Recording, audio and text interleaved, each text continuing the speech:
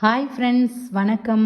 இன்றைக்கி நம்ம வீடியோவில் குலோப் ஜாமுன் மிக்ஸு இல்லாமலே வீட்டில் இருக்கக்கூடிய ப்ரெட்டை வச்சு சுலபமாக நம்ம குலோப் ஜாமுன் எப்படி செய்கிறதுன்னு பார்க்க போகிறோம். இந்த குலோப் ஜாமுன் நீங்கள் ட்ரை பண்ணி பாருங்கள். கண்டிப்பாக உங்களுக்கும் பிடிக்கும், ரொம்பவும் டேஸ்ட்டாகவும் இருக்கும்.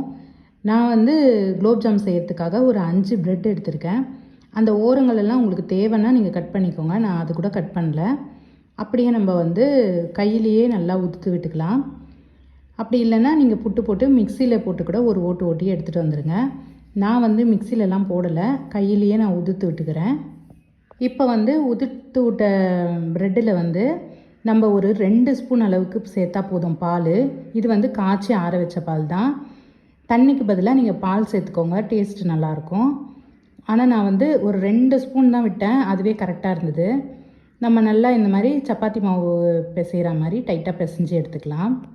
ப்ரெட்டு ஏற்கனவே சாஃப்டாக தான் இருக்கும். இப்போ நான் நல்லா பிசைஞ்சு எடுத்துக்கிட்டேன். இது அப்படியே இருக்கட்டும் ஒரு 10 நிமிஷத்துக்கு. அதுக்குள்ளே நம்ம சர்க்கரை அந்த ஜீரா ரெடி பண்ணிக்கலாம். பாத்திரத்தில் நான் ஒரு கப்பளவு சர்க்கரை எடுத்திருக்கேன். சர்க்கரை எந்த அளவு எடுத்தோமோ அதே அளவு நான் தண்ணி ஊற்றி அதுக்கப்புறம் நான் ஸ்டவ்வை பற்ற வச்சு நான் அந்த சர்க்கரையை நல்லா கரைச்சிக்கிறேன். இதுக்கு பாகுபதெல்லாம் தேவையில்லை. சர்க்கரை கரைஞ்சி அந்த லைட்டாக கொஞ்சம் பிசு பிசுன்னு வரும் பார்த்தீங்களா, அப்போ நம்ம ஸ்டவ் ஆஃப் பண்ணிடலாம். இதுலேயே நான் ஒரு 3 ஏலக்காவை நல்லா தட்டிட்டு அதையும் சேர்த்துக்கிட்டேன். இப்போ சர்க்கரை கரைஞ்சி அந்த பிசு பிசுப்பு தன்மை வந்த உடனே நான் பாதி லெமனை, பாதிலையும் ஒரு 1/4 லெமனை பிழிஞ்சு விட்டுக்கிறேன். அதுக்கப்புறம் நம்ம ஸ்டவ்வை ஆஃப் பண்ணிடலாம்.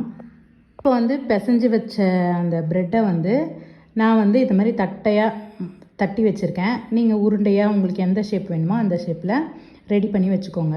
அதுக்கப்புறம் ஒரு கடாயில் எண்ணெய் ஊற்றி வச்சுருக்கேன். ரொம்ப எண்ணெய் சுடக்கூடாது, கொஞ்சம் வெதன்னு லைட்டாக சூடு ஏறினதும் நம்ம இந்த ப்ரெட்டை ரெடி பண்ணி வச்சுருக்கோம் இல்லையா, அதை போட்டுட்டு சிம்மிலேயே வச்சு பொறுமையாக நம்ம 2 பக்கமும் திருப்பி வேக வச்சு எடுத்துக்கணும்.